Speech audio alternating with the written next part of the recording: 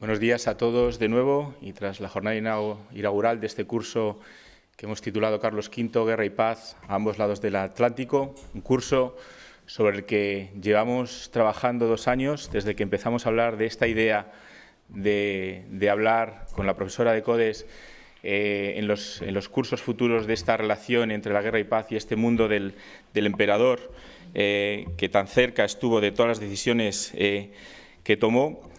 Hemos finalmente conseguido que este año saliera adelante. El año pasado lo dedicamos al tema de Lutero porque coincidió con el aniversario de la publicación de sus tesis y es uno de los muchos cursos que estamos llevando a cabo desde la Fundación Academia Europea de Juste.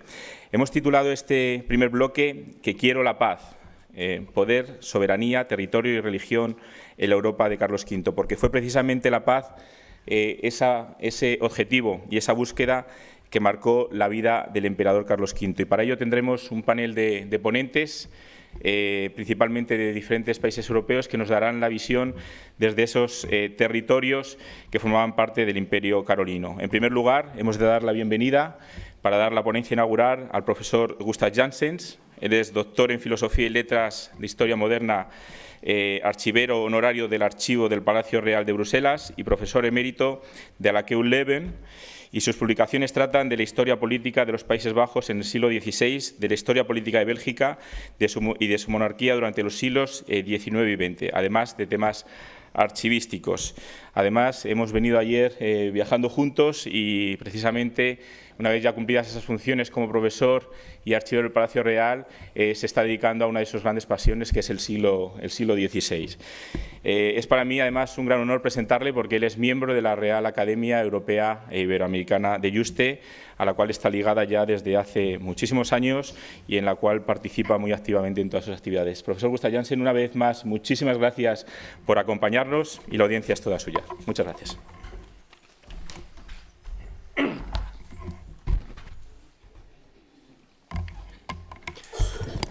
Gracias, Miguel, por sus palabras muy cariñosas. De verdad, es para mí siempre un placer poder venir aquí, en Juste, en este lugar histórico y muy agradable. Gracias también a los directores, organizadores de este curso de verano, por la invitación que he aceptado con mucho gusto. Gracias a vosotros, aquí presentes, que están dispuestos de explorar con nosotros el mundo de Carlos V en Europa y Iberoamérica. El recuerdo que actualmente tienen muchos habitantes de los antiguos Países Bajos y, sobre todo, en Flandes, con respecto a la época de Carlos V, es de paz y de prosperidad. Por aquel entonces se habla siempre de la era del buen emperador. Evidentemente, la imagen de los buenos tiempos del emperador Carlos era unilateral. Incluso en la época de Carlos V se produjeron problemas económicos y políticos en los Países Bajos. Además, había una disidencia religiosa y persecución de los herejes. No se puede olvidar que, con sus ordenanzas de 1550, Carlos V quiso poner fin al protestantismo en los Países Bajos. Sin embargo, la referencia a los buenos tiempos de Carlos V no es una invención romántica del siglo XIX.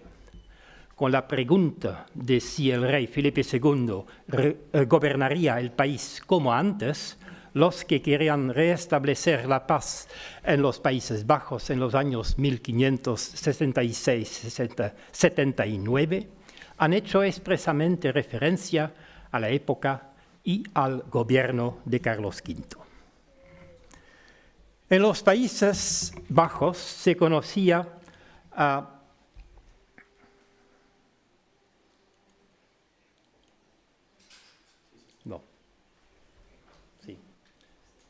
Quiero avanzar, pero abajo. La flecha de abajo. Así. Perdóneme.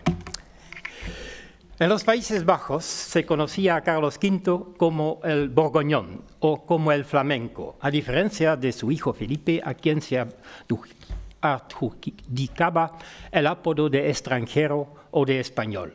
Además, el recuerdo de Carlos V en los Países Bajos de Habsburgo y más adelante en el joven país de Bélgica del siglo XIX se mantiene como un recuerdo a una época feliz, y a gracias a múltiples cuentos populares y leyendas sobre un monarca que se mezclaba entre el pueblo de incógnito, no menospreciaba la belleza femenina, premiaba lo bueno y castigaba justamente a los malhechores.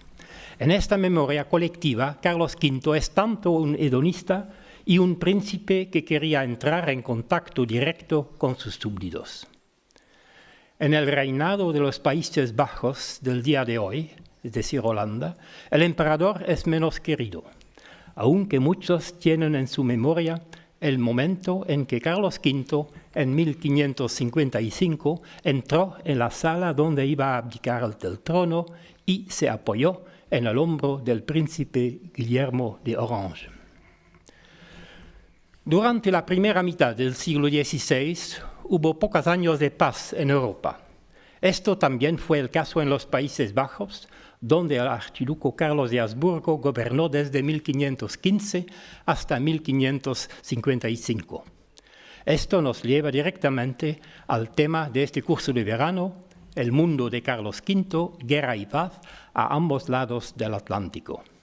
Como indica su título, nuestra ponencia se concentrará en los Países Bajos. En su juventud, Carlos V recibió una educación humanística y nadie menos que Desiderio Erasmo de Rotterdam ha dedicado al joven príncipe su Institutio Principis Christiani.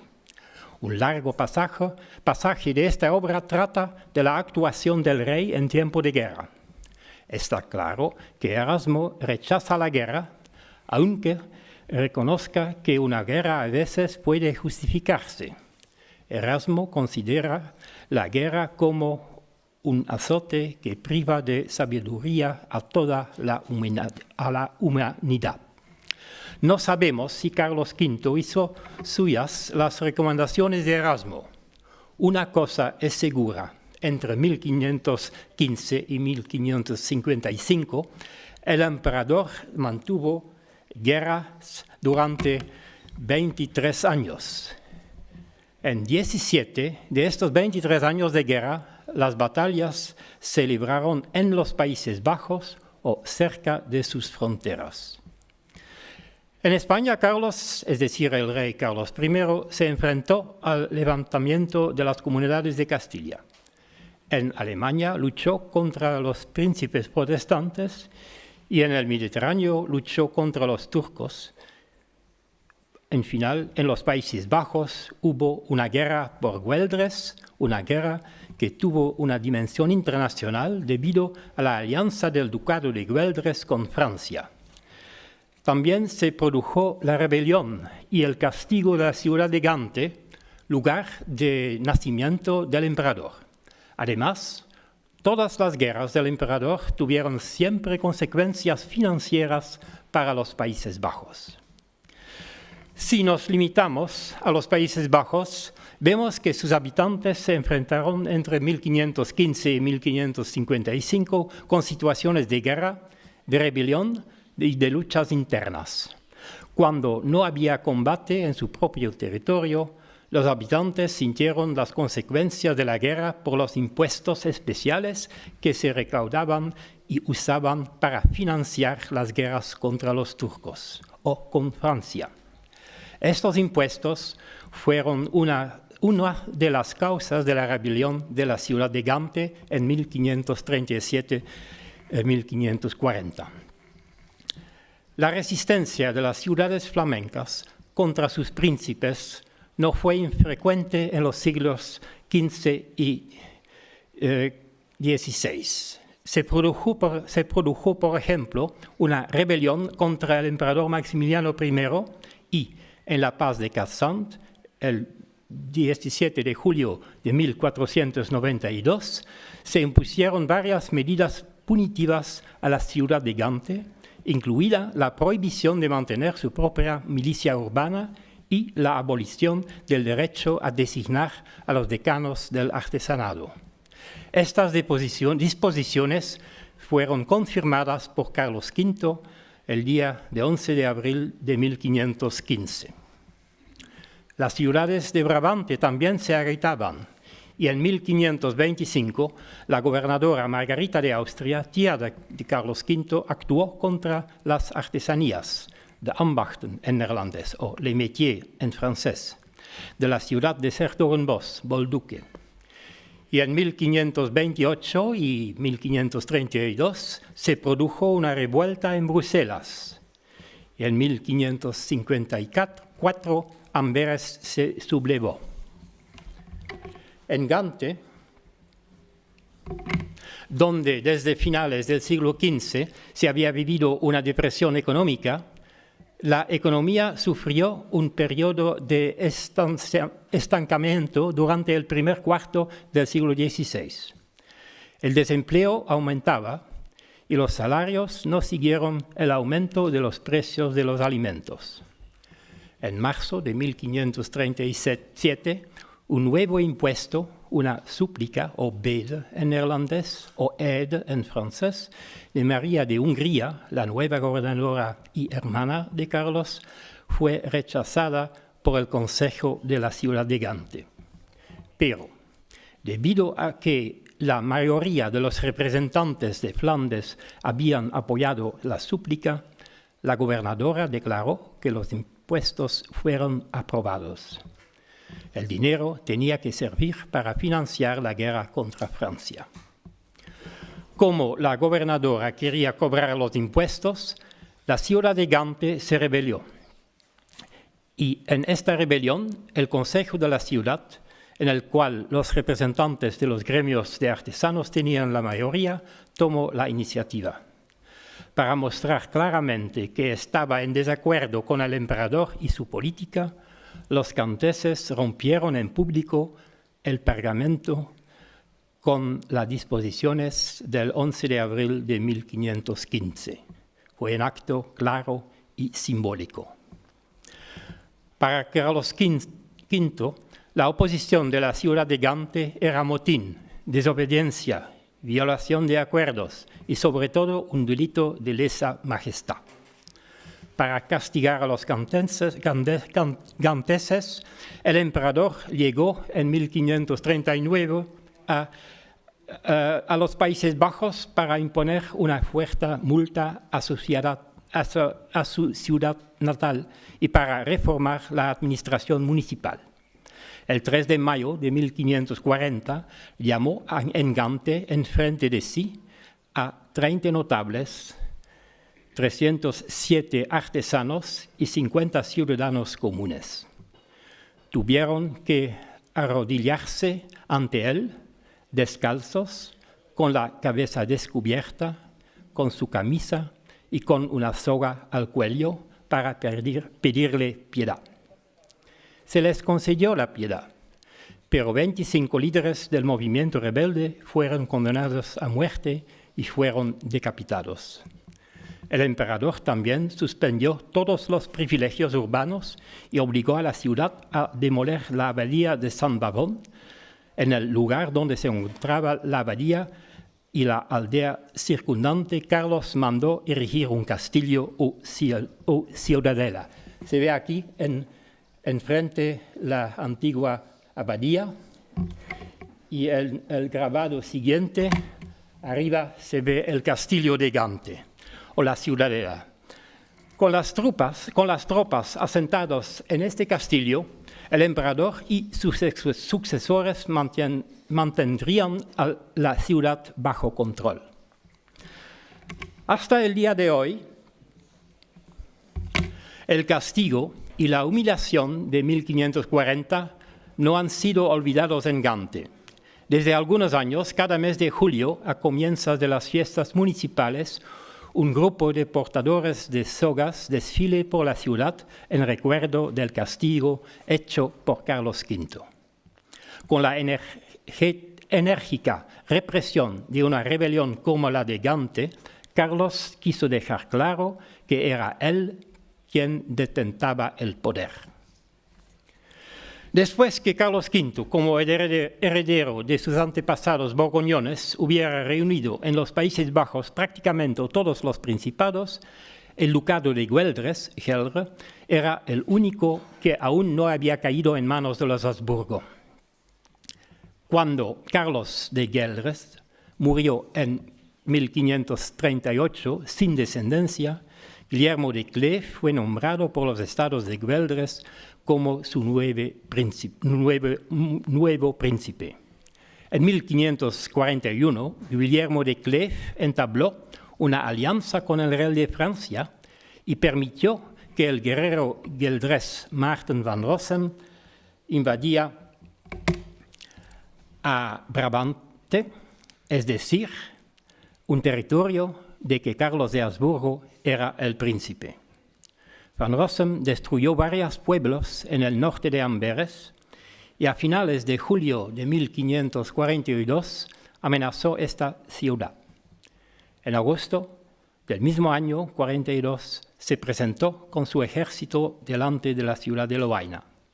Finalmente, Guillermo de Cleef renunció al poder y en 1543 el ducado de Gueldres llegó bajo la autoridad de Carlos V. Carlos pudo, gracias a la guerra de Gueldres, juntar todas las provincias de los Países Bajos en sus manos. En 1548 se aseguró de que tanto los territorios hereditarios de los Países Bajos como las tierras que había conquistado fueron considerados como una unidad territorial, es decir, el Círculo Borgoñón. Con la pragmática del año siguiente, de 1549, estos territorios estaban destinados a seguir obedeciendo al mismo monarca y a las mismas leyes. ¿Fueron los Países Bajos de Carlos V una unidad administrativa y jurídica? La respuesta es sí y no. Podemos decir sí por la existencia de los consejos de gobierno que Carlos ha establecido en 1531, el Consejo de Estado, el Consejo Privado y el Consejo de Finanzas. Estos consejos colaterales asistían en los Países Bajos al monarca, es decir, en realidad al gobernador o a la gobernadora, en el gobierno. La legislación que era aplicable para las provincias se realizó mediante ordenanzas emitidas por el Consejo Privado en el nombre del rey.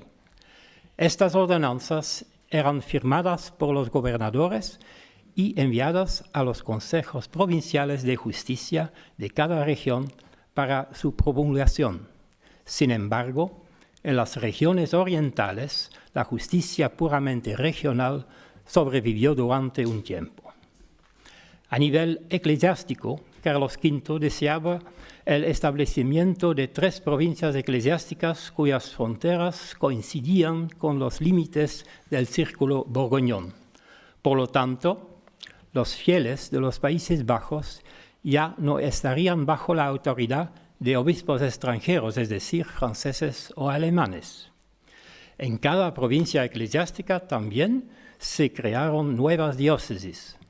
Sin embargo, la bula papal que llevó a cabo esta reforma diocesana se promulgó solamente en el año 1559, es decir, en el momento mismo que Felipe II ha salido de los Países Bajos. Igual que en Alemania, el protestantismo comenzó a echar raíces en los Países Bajos después de 1517. Si a principios del siglo XVI la represión de los herejes en los Países Bajos era principalmente la tarea de los inquisidores eclesiásticos, bajo el gobierno de Carlos V, aumentó la persecución secular. Después de la condena de Martín Lutero en 1520 por el Papa, el emperador declaró que estaba decidido a dedicar, y cito, sus reinos y posesiones, sus amigos, cuerpo y sangre, vida y alma a la lucha contra la herejía. Esta postura se basaba en motivos tanto políticos como confesionales. Y es importante de indicar que en los Países Bajos ni Carlos V ni Felipe II han organizado una inquisición estatal. En 1548, Carlos escribió a su hijo Felipe II, y cito, «Siempre debes defender la fe, especialmente en los países hereditarios, promoviendo la justicia divina y protegiendo contra los herejes y las sectas que son hostiles a nuestra fe y a nuestra religión. Dios es mejor servido con la paz. Intenta mantener la paz». El emperador reiteró esta recomendación en público en 1555 con motivo de su abdicación como soberano de los Países Bajos. Sin embargo, la aplicación de las ordenanzas de 1550 contra los protestantes, las llamadas ordenanzas de sangre, no se llevaba a cabo con la misma precisión en todas las partes de los Países Bajos, chocando con bastante resistencia, sobre todo en las ciudades y en la baja nobleza. Y es precisamente en estos ámbitos donde el protestantismo tenía más partidarios. En parte por esta razón se expidió en el 27 de enero de 1554 una ordenanza estipulando, y cito, que solo accedieran a los cargos públicos municipales y de oficiales de justicia las personas de probada fe católica y buena reputación. Desde enero de 1554, Carlos V ya no residió en el Palacio de los Duques de Brabante del Coudenberg a Bruselas, sino en una pequeña casa blanca en el lado norte del parque detrás del palacio. El emperador fue cansado y quería retirarse de la vida pública. El 25 de octubre de 1555, Carlos salió de su residencia poco antes de las 3 de la tarde, acompañado por su hijo Felipe, por el duque Manuel Filiberto de Saboya y por algunos otros nobles. Carlos se montó en un burro y atravesó el parque hasta el palacio, donde estaban reunidos los caballeros de la Orden del Toisón de Oro, los miembros de los consejos colaterales y los representantes de las asambleas provinciales, es decir, clérigos, nobles y representantes de las ciudades. En su discurso, el emperador recordó que 40 años antes, en el mismo lugar, había sido declarado mayor de edad por el emperador Maximiliano, su abuelo. Recordó los muchos viajes que había emprendido: 9 a Alemania, 6 a España, 7 a Italia, 10 a los Países Bajos, 2 a Inglaterra, 2 a África y 4 a Francia. Y el emperador agradeció a su hermana María que durante sus ausencias se ocupase del gobierno de los Países Bajos. También declaró que de mala gana había librado muchas guerras, pero que no se había visto obligado a hacerlo.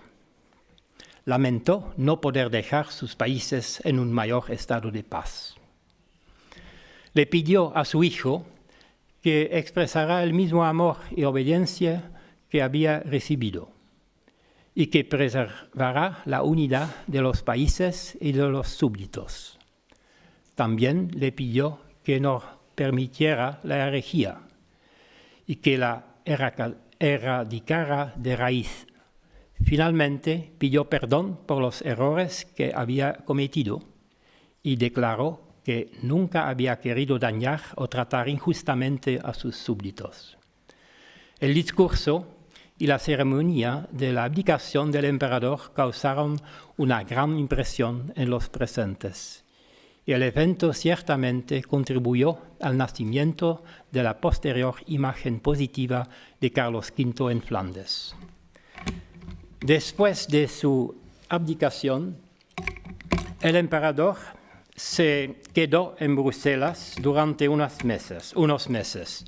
Posteriormente viajó a España, se retiró aquí en Yuste, en el palacete al lado del monasterio. Es ahí donde murió el 21 de septiembre de 1558.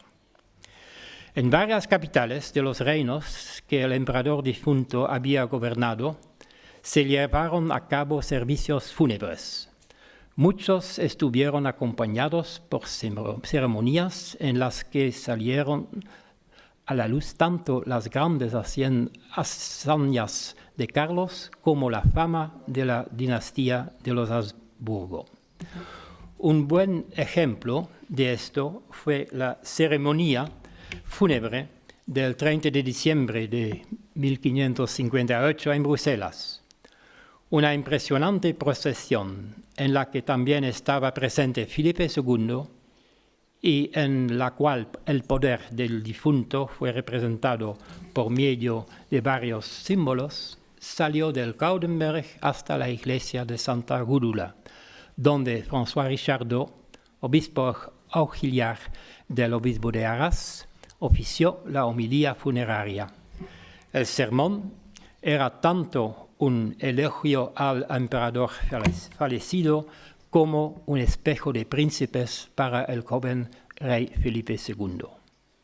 Entre las calidades que Richardot elogió al difunto estaba la pietas regia, es decir, el sentido del deber del rey. Según Richardot, Carlos V demostró una gran pietas con respecto a sus tierras, con respecto a la Iglesia y con respecto a Dios. Debido a esto, el emperador siempre luchó por la paz de los cristianos, por la unidad de la Iglesia y por el honor y la gloria de Dios. Por lo tanto, según Richardot, Carlos era comparable con Gideón, con el profeta Elías y con Judas Macabeo. En particular, Richardot recordó la dedicación de Carlos V por los Países Bajos y su lucha contra los árabes y contra los turcos. Con esta imagen ideal de su padre en mente, Felipe II podía comenzar su reinado. El reinado de Felipe II no trajo la paz a los Países Bajos, todo lo contrario. Ya desde 1568 hubo una guerra civil que evolucionó hacia una guerra abierta contra el gobierno del rey.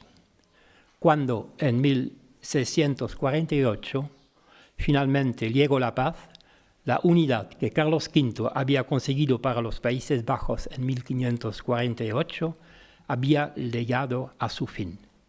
Y la existencia de dos estados neerlandeses era reconocida internacionalmente, es decir, en el sur los Países Bajos del Rey o Países Bajos españoles y en el norte la República de los Países Bajos Unidos. Aunque los Países Bajos han sufrido de la guerra y de muchísima violencia durante todo el reinado de Carlos V, según la percepción de la población, todo lo que había experimentado desde 1559, es decir, desde el reino de Felipe II, era mucho peor. Y entonces la época de Carlos V fue idealizada. Sin embargo, la existencia de respetar los privilegios fue un estribillo recurrente en los contactos entre los diputados de los Países Bajos y el rey. Ese fue el caso ya en la época de Carlos V y siguió siéndolo durante el reinado de Felipe II. La apelación a los privilegios se convirtió en una constante en los años 1568-81 y, al hacerlo, se hacía entonces referencia al buen tiempo de Carlos V. El recuerdo de los habitantes de los Países Bajos fue breve y muchos parecían haber olvidado que fue Carlos V quien encrudeció la persecución de la herejía en 1550. La situación de la guerra durante los años 1568-1648 y la resistencia tanto de los rebeldes como de la oposición leal contra la política del rey y de sus gobernadores en los Países Bajos aseguraron que tanto la era de Carlos V como su acción política estuvieran idealizadas más. La imagen de la buena época de Carlos V se extendió con fuerza en Bélgica después de la independencia del país en 1830. En el joven Estado belga se creó una imagen idílica de los Países Bajos desde y antes de la rebelión contra Felipe II, y muchos recordaron la edad de oro de Amberes y el florecimiento de las artes y de las ciencias en las primeras décadas del siglo XVI. Los historiadores, los poetas románticos y los nacionalistas belgas del siglo XIX a menudo situaron a la figura de Carlos V bajo una luz excepcionalmente buena. Según muchos autores, cuando Carlos dejó los Países Bajos y durante su estancia en Yuste, el emperador estaba muy triste. Él, que había querido lo mejor para los Países Bajos, se habría desilusionado y avergonzado.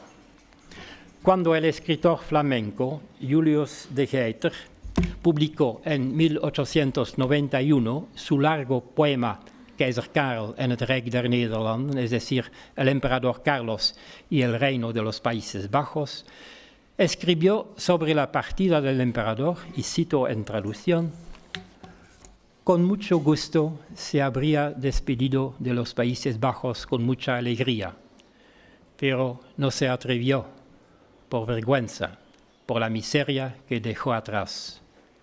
Había matado la antigua prosperidad, la antigua alegría y las antiguas libertades también. Muchos versos más allá, Julius de Geter pone las siguientes palabras en la boca del emperador: si comenzara de nuevo, Señor, él no lo haría así, no lo haría así. Al final del poema, Carlos V abandona los Países Bajos a darse cuenta de que está dejando su patria en una gran miseria. Terminamos con citas de la obra El árbol de las mariposas, de Vlinderboom en neerlandés, la colección de poemas de Anton van Wilderode, poeta flamenco del siglo XX. También en esta obra Carlos V repasa su vida. Dejo la palabra al emperador en la traducción de José Luis Reina Palazón, que se puede leer en la publicación que la Fundación Academia Europea de Yuste ha realizado en el año 2005. Y cito: a veces, cuando en pensamientos otra vez llego de vuelta a mis queridos lugares felices, veo las antesalas principales de la blanca casa del jardín de Goudenberg. La muy pesada carga que ya han sido las 17 provincias he descargado, y en la más tranquila sala del Estado he dicho adiós a mi poder perdido. Y fue un temprano viejo que por la vidrio que el sol de otoño pasa se sentó a mirar, y que a ningún otro ser deseó semejar, sino al que fue mucho antes cuando niño. Además, Carlos dice: melancolía mi mundo es, intensa tristeza, que entra en todas las formas de las cosas con que por otros me dejo rodear, se posa en esta parte de la vida más estrecha. No, nunca tengo el apoyo del consuelo que esto pasará. He de aceptar la suerte entre estos muros, hasta que la muerte venga, sin cambios o esperándolo anhelo. Allá de la ventana, hasta donde se ve, comienza un espacio donde vida violenta y primavera indestructibles se alimentan como en los años que yo atrás dejé.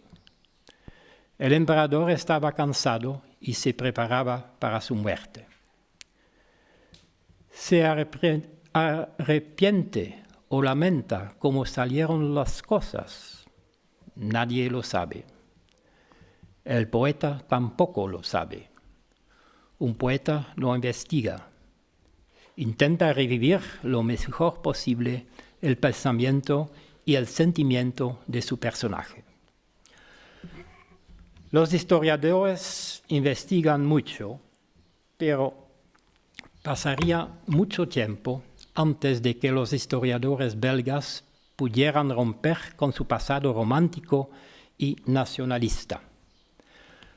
Louis Prosper Gachard, el archivista belga, que en 1843 logró trabajar como el primer investigador no español en el Archivo General de Simancas, fue la excepción. Gachard publicó ya una biografía moderna y crítica de Carlos V en 1872 en francés. La traducción en castellano ha salido en 2015. Quiero concluir.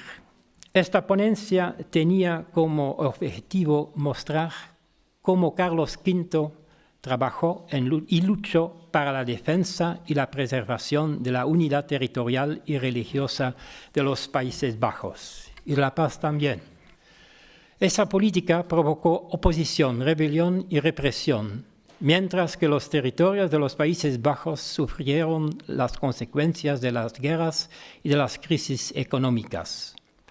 Hubo violencia, derramamiento de sangre y pobreza.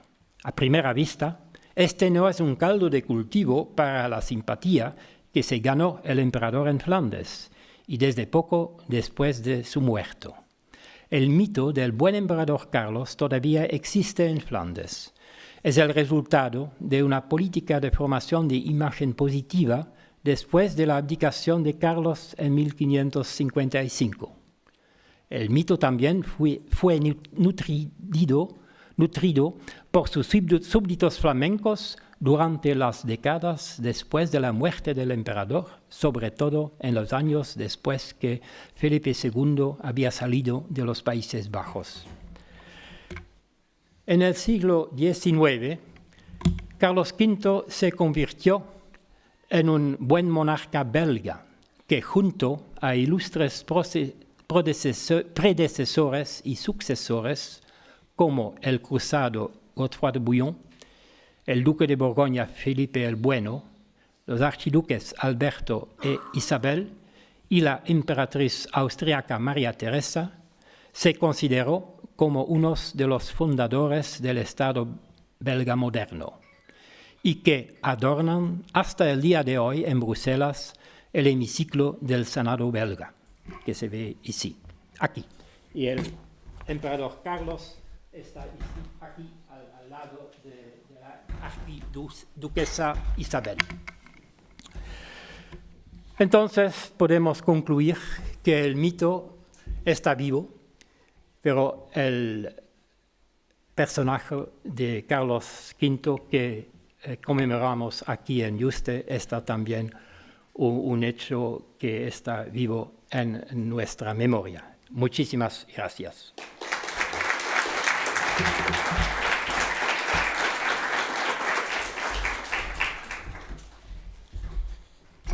Muchísimas gracias, profesor Janssens, por este análisis tan profundo, tan rico en matices y en el cual ha desgranado ese periodo y esa vida de Carlos V, esas continuas luchas a las que se encontró, todo ello partiendo desde una base fundamental, ¿no?, como fue la educación que recibió el emperador de manos de uno de los grandes, mayores, principales humanistas de la historia moderna, como fue Erasmus, y que sin duda tuvo gran influencia en su percepción de la vida y en su mandato.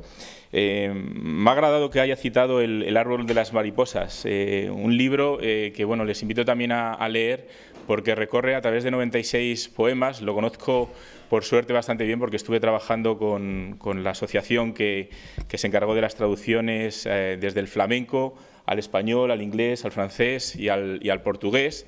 Se pueden imaginar lo difícil que es traducir la poesía, pero más lo que es traducir poesía, en este caso histórica, porque recorre a través de 96 poemas lo que fue la vida del emperador, desde el punto de vista de este enclave de Yuste, como ha indicado el profesor Janssens, donde el árbol viene a ser el emperador, porque el propio título ya es poético, y las mariposas son esos recuerdos que tiene el emperador todavía en vida aquí, y cómo el poeta intenta ponerle palabras o ponerle sentido a esos pensamientos.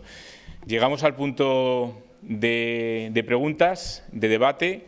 Sí que es cierto que esta tarde podemos profundizar un poco más porque hemos dedicado una mesa completa a las preguntas, pero aquellas cuestiones que puedan surgir en un primer momento podemos dedicarle 10 minutos para responder a aquellas dudas que hayan surgido por parte del público. Así que es el momento de que los estudiantes puedan hacer plantear aquellas dudas que les haya planteado la ponencia. Tenemos que intentar no ser tímidos. A ver, ¿quién rompe el hielo? Sin miedo. No parece que haya dudas. Bueno, pues lo dejamos para... Ah, sí, pues aquí, la profesora Rosa María Martínez del Codes, aquí en primera fila. Sí, aquí hay alguien más. Venga, pues. Tienes el micro ahí detrás, por favor. Sí, muchas gracias, profesor Janssen, por esta bella recorrido que nos ha hecho con respecto a la figura de Carlos V en los Países Bajos. Yo creo que ha construido una narrativa, un texto muy sutil con respecto a el comportamiento de Carlos V con los ciudadanos de los Países Bajos, con los flamencos. Sí. Sutil porque en realidad cuando uno se fija en la cantidad de eventos bélicos violentos que tuvieron lugar en los Países Bajos, 17, nada más y nada menos, y de efectivamente el poder coactivo e impositivo sobre las ciudades que realizó el emperador, realmente no es para dejar buena memoria, No, francamente. francamente no. Entonces, claro, lo interesante de esta ponencia, a mi modo de ver, no solo es ese recorrido histórico eventual sobre los hechos, sino cómo efectivamente esta imagen es retomada por la historiografía romántica, en donde efectivamente en el siglo XIX se construye una imagen totalmente idílica con respecto a lo que fue Carlos V. Cómo la memoria se construye desde la posición del XIX. Y cómo hay que esperar al 20 para reconstruir o deconstruir ese mito de nuevo en el 20 para retomar una imagen más aproximada a una realidad histórica. Sí. Entonces, claro, ese recorrido de construcción y de construcción del personaje es lo interesante en esta Europa tan bélica. Sí. De verdad, el mito de la época o el mito del buen emperador se ha construido en el siglo XIX, pero con raíces en el siglo XVI ya. Y es el contraste entre la época de Felipe II y la época de Carlos V. Se ha olvidado muchísimas cosas del reinado de Carlos V y se ha solamente recordado la época la era de oro de Amberes, el comercio mundial, las Bellas Artes, la Catedral de Amberes, y se ha olvidado las guerras y la represión. Y es interesante de ver cómo esta imagen se ha forjado. En mi opinión, también la ceremonia impresionante de la abdicación ha jugado un papel importante en Flandes, sobre todo. Y la imagen romántica, pero popular también, de un emperador que era flamenco, que ha hecho una hija de un flamenco, Margarita de Austria, y después, en el siglo XIX, el joven Estado belga estaba buscando sus raíces en épocas gloriosas. En el hemiciclo del Senado belga, la serie de cuadros que date de 1890, se representa únicamente príncipes buenos. Se representa a Godefroy de Bouillon, del siglo XI, se representa al fundador belga, es decir, Felipe el Bueno, el duque de Borgoña, se representa a Carlos V, no se representa a Felipe II, se representa a los archiduques, Isabel y Alberto, no se representa a José el segundo emperador, pero se representa a su madre, la emperatriz María Teresa.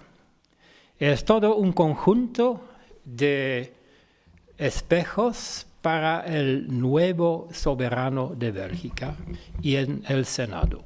Y es el mito fundador del joven Estado que está buscando sus raíces, y también el historiador y archivero Gachard, en 1843, ha venido a Simancas para buscar documentos, en primer lugar, sobre la antigua democracia belga, es decir, los estados del siglo XV o XVI, y después ha encontrado un montón de documentos sobre Carlos V, sobre Felipe II. Pero en primer lugar, Gachard ha buscado en Simancas documentos para probar que los territorios belgas fueron en el antiguo régimen un conjunto de estados que han hecho una democracia sin una democracia, no. Y a estas raíces se puede encontrar también la visión idílica de Carlos V. Sí. Buenos días y muchas gracias, profesor. Sí, mi nombre es Alain Santos y soy doctorando en la Universidad del País Vasco, aunque soy de origen cubano. Sí. Mi pregunta va sobre el mito, a raíz también del comentario de la profesora, y me gustaría de alguna manera escuchar una reflexión o una valoración suya sobre en qué momento del mito estamos. Porque, claro, ha hablado usted de un mito que arranca en el siglo XVI, que no me ha quedado, no queda muy clara tampoco exactamente por qué, digamos, aunque sí a partir de la ceremonia de la despedida y del emperador, y sobre todo del arranque o del impulso fundamental en el siglo XIX por las necesidades, digamos, del nacionalismo belga, me imagino que muy ligado también a la defensa de la religión católica. No tanto a la defensa de la religión católica, sobre todo a la defensa de los principios liberales, prensa, libertad de juntarse. Sí.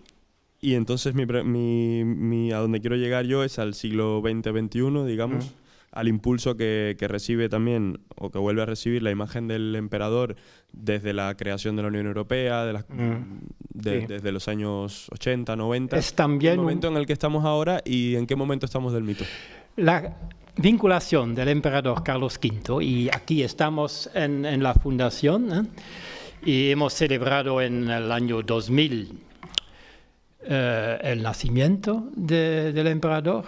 Me recuerdo de la ceremonia en Toledo con jefes de estados de todos los países europeos carolinos. Es un poco un mito también. Claro está que en la época de Carlos V,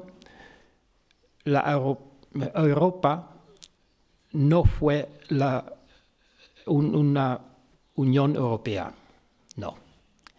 Pero en su persona, hasta 1555-56, en su persona, varios estados están reunidos bajo su soberanía. Y esta puede ser una prefiguración, pero no podemos olvidar las guerras, múltiples guerras, y también la escisión entre las dos ramas de la Casa de los Habsburgo, Casa de Austria y Casa de España, sí. Sí, ¿alguna cuestión más? A ver, por allí. Ya, nos vamos animando. Sí, ¿te presentas, por favor? Sí, Cristina Muñoz Delgado, doctoranda de la Universidad Autónoma de Madrid. Bueno, en primer lugar, agradecerle su conferencia, que me ha parecido muy interesante. Y a raíz también un poco de lo que veníamos comentando, de la construcción, ¿no? Un poco de esa imagen pacífica del emperador, quisiera saber su opinión o su reflexión sobre cómo efectivamente el monarca Carlos V, ¿no? Construye o se le construye esa imagen pacífica a pesar de llevar a cabo también acciones en cierta manera, ¿no? Pues más negativas o represivas, como ha comentado al comienzo de la exposición, y en cambio personajes que estuvieron al servicio también de Carlos V y de su hijo Felipe II, estoy concretamente pensando en el duque de Alba, ¿Sí? Lleva a cabo precisamente acciones también negativas, ¿no? Que en la historiografía han quedado así en cierta manera marcadas por la leyenda negra, precisamente en pro de conseguir esa paz, esa unidad y ese deseo, ¿no? Que quería Carlos V a su muerte y que Felipe II pues no llegó a conseguir. Entonces me gustaría saber un poco pues esa reflexión a raíz también un poco de esa construcción de esa imagen. Gracias. Me gustó mucho al duque de Alba, es decir, que el duque de Alba fue también la víctima de la leyenda negra. Y en la época de la rebelión y de las guerras civiles en Flandes, claro está que el duque de Alba debía preparar la venida del rey.